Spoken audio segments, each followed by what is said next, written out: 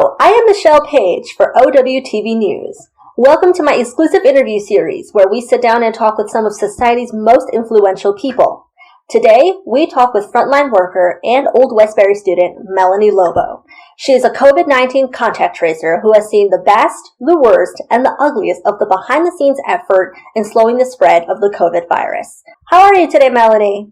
I'm doing very good, thank you. Of course, these difficult times can be so fragile for everybody. So, can you explain for us quickly what it is that you do for those unfamiliar with contact tracing, and how long have you been doing this?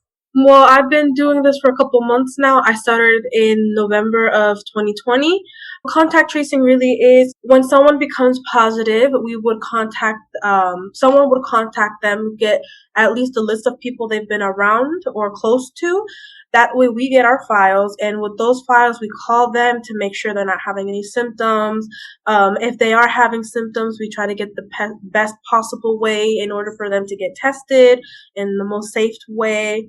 And of course, when you're in quarantine, people are worried about, what about my job? I'm not going to have money, or they feel stuck. So what we do is we also help them. For example, we can help them with money situations if we see that they need that help, and we try to help them as much as we can and make this quarantine as comfortable as possible. With that said, do you think that the government, both state and federal, did a good job on the vaccine distribution? At first, I would say no, just because I've heard many instances where people who were of the age to get the vaccine and they weren't able to, and they've tried, and it took a while for people who actually needed them to get them. So I feel like in that aspect they kind of failed a little bit. But as time progressed, I think they just started learning more about that and everything, and I feel like it's getting better, but it probably does need a little more work. That's understandable. It's in the words of CDC leader Dr. Anthony Fauci's words, it is disturbing that individuals won't take the COVID vaccine because of political standpoints. Where do you stand on that? Well, like I said, being in contact tracing, I've seen worst of the worst, and obviously at that time you weren't able to do anything. So I actually feel like being vaccinated would be the best thing. That way, it obviously doesn't count out that you will never get COVID-19, but it helps your immune system fight it off like the flu. So I believe that it's not just so you will be safe, but to help the people around you be safe if you get vaccinated. How has COVID-19 personally changed your life, positively and or negatively? No pun intended. It changed drastically. I was one of the first cases that came out, and it was very traumatizing. I didn't know something was wrong. I just remember one day feeling very tired, feeling weird.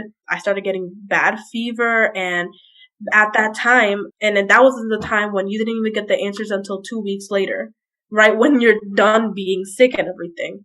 Right. So it was very traumatizing. My mom would not leave my side, and I would be shivering, and I would be completely out of it. We were still in school virtually, and that was a big change from my freshman year, finally being able to be in college and living in the dorms, and then all of a sudden that's just gone, and I'm back home and everything.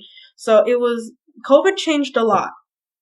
I mean, it changed me from being a person who likes to be outside to go running outside and just doing stuff outside to being confined in an area and then getting COVID. Everything they told you when you're positive, thinking about negative stuff, it does happen. And you get depressed at that moment because you're like, oh, I was so close to death. I was so close to hurting the people I love. Yeah, this whole pandemic changed me. And it changed me in a good way because I felt like I got stronger.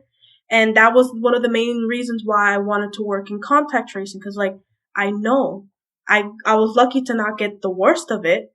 But I know that feeling that, oh my gosh, I'm positive, I'm around people I love, and I don't want them to be positive as well. So that was one of the main reasons why I went to contact tracing, and that also changed my life. Because even though there's some times where that seems like, am I even doing a difference? I am making a huge difference because I'm reaching people, I'm helping them, I'm trying to make this the most comfortable as it can be, and just either text or phone call, calling them every day. Are you okay? Do you need anything? Are you feeling sick? How can we help you? Like, it was a big change. So this whole pandemic, whether it be bad or good, it helped me in both ways. And I feel like I said, it changed me for the better. Wow.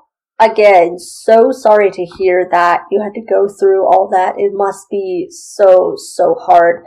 But it is people like you on the front lines that keep everybody else safe. And we thank you for your service continually. We really do. With that said, thank you so much to everyone watching. Thank you so much, Melany, for taking the time out of your day to talk to us. It is a pleasure learning from you, and we are so grateful to have you again fighting fearlessly on the front lines.